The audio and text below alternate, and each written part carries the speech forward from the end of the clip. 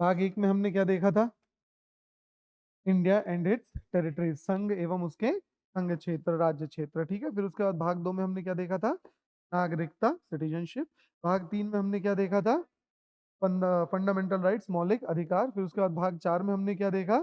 राज्य के नीति निर्देशक सिद्धांत, directive principles of state policies. फिर उसके बाद भाग चार के ए में हमने देखा था क्या? फंडामेंटल ड्यूटीज, मौलिक कर्तव्य के बारे में देखा था। फिर उसके बाद भाग पांच हमने शुरू किया, जो कि किसके बारे में था? केंद्र के बारे में था, सेंटर यूनियन के बारे में था, सेंट्रल एग्जीक्यूटिव बोला जा सकता है। फिर उसके बाद हमने देखा, आज शुरू करेंगे हम क्या? भाग छह, स्टेट गवर्नमेंट, राज्य सरकार के बारे में देखेंगे। सबसे पहले शुरुआत होती है कहाँ से? गवर्नर से। ठीक है, चलो देखो, कुछ भी चीज आए, अब आप लोग आर्टिकल किस तरीके से याद करोगे? भाग पांच को लिंक करते हुए याद करोगे। कैसे लिंक? भाग पांच में सबसे पहले हमने किसके बारे में देखा था? राष्ट्रपति के बारे में। तो यहाँ सबसे पहले किसके बारे में आएगा? राज्यपाल। 151 तक वहां हमने देख चुके हैं आर्टिकल। यहाँ पे शुरू होता है आर्टिकल 152। ठीक है, आर्टिकल 152 में क्या दिया गया है? Definition of state, definition of state, राज्य की परिभाषा।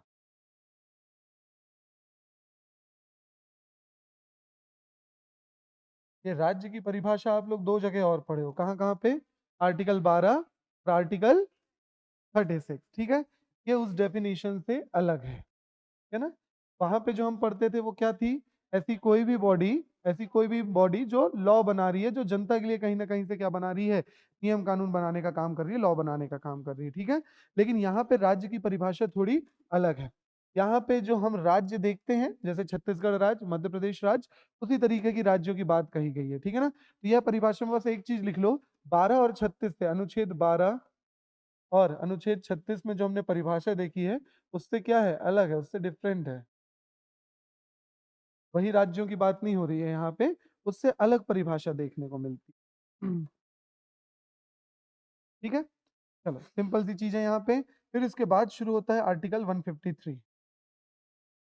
क्या शुरू होता है? आर्टिकल 153। इसमें दी गई है किसके बारे में? गवर्नर। देखो पहले समझ लेते हैं, फिर आर्टिकल्स याद करेंगे। गवर्नर के आर्टिकल याद करना इंपॉर्टेंट है। यहाँ से सीक्वेंस वाइज हमें आर्टिकल नहीं याद करना है, कुछ कुछ जो इंपॉर्टेंट आर्टिकल्स है जिसको हम देखते हुए चलेंगे। एक देखो, कौन सा? गवर्नर, राज्यपाल। राज्यपाल होंगे, ये किसमें दिया गया है? आर्टिकल 153 में देंगे। एक राज्य के लिए एक राज्यपाल।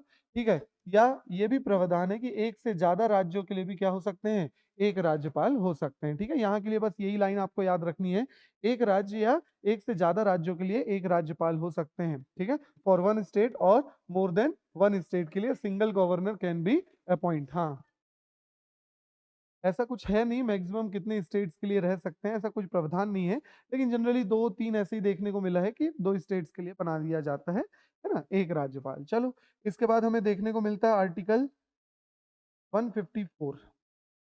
ठीक है, याद करो, वहां हमने राष्ट्रपति पढ़े थे, राष्ट्रपति के तुरंत बाद क्या था? Executive powers. याद है ना, प्रेम ट्रैक पर चलना है ना? तो पीआर के बाद जस्ट क्या देखने को मिल रहा था? Executive powers. यहाँ पे भी क्या है? Executive powers, executive powers of the governor, राज्यपाल की कार्यकारी शक्तियां।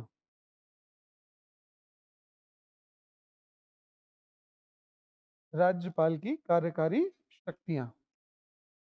अब वहां पे हमने बहुत अच्छे से समझे थे इसको। ठीक है, कि जो भी प्रेसिडेंट होता है उसके पास दो तरीके की पावर, मतलब क्या? मतलब प्रेसिडेंट जो होते हैं या किसी भी तरीके की जो पावर्स होती हैं, वो दो तरीके की पावर होती हैं। एक रियल पावर्स और एक होती है ऑफिशियल पावर्स, नाम मात्र की ऑफिशियल पावर्स। तो रियल पावर्स किसके पास है? प्राइम मिनिस्टर के पास। और ऑफिशियल पावर्स किसके पास है? प्रेसिडेंट के पास। सेम यहाँ पे भी देखने को मिलता है, रियल पावर्स किसके पास है? चीफ मिनिस्टर के पास। और ऑफिशियल पावर किसके पास है? राज्यपाल के पास। ठीक है, एग्जीक्यूटिव पावर्स की बात करेंगे तो जितनी भी नियुक्ति होंगी राज्य में, वो सब कौन करेगा? राज्यपाल। यही चीज हमने वहां पे भी देखे थे। ठीक है, जितनी भी नियुक्ति कौन करेगा? राज्यपाल। तो ये भी बेसिक चीज देखने को मिलती है। इसके बाद आओ आर्टिकल 155। इसके बाद आएगा आर्टिकल 155, जो है अपॉइंटमेंट, नियुक्ति।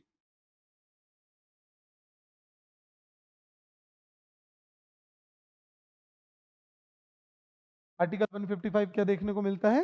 अपॉइंटमेंट, नियुक्ति। ठीक है, कौन करता है इनकी नियुक्ति? By president. नियुक्ति कौन करता है? By president.